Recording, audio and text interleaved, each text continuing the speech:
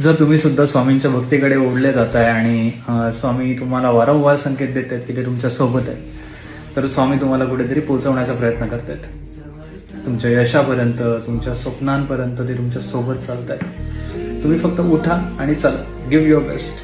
मग ती परीक्षा असो किंवा स्पर्धा किंवा बिझनेस किंवा नातं, तुम्ही फक्त उठायचं आणि स्वतःवर मेहनत करायची.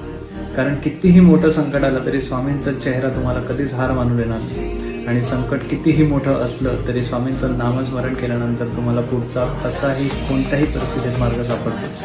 कोणताही विचार करायचा नाही आहे की पास होईल की फेल होईल, चांगलं होईल की वाईट होईल. कारण बाहेरून हारलाच तरी चालेल, मनातून हारला नाही पाहिजे. तुमची श्रद्धा नाही हरली पाहिजे, तुमचा विश्वास नाही हरला पाहिजे. कारण तुमची प्रत्येक प्रार्थना ऐकली जाते, तुमचं प्रत्येक नामस्मरण स्वामींपर्यंत पोहोचतं. हिंदू धर्मामध्ये जेवढे पंथ झाले, शैव, शाक्त, वैष्णव, यामध्ये कितीही अवतार तुम्ही पाहिले तरी कोणाचा ना कोणाचा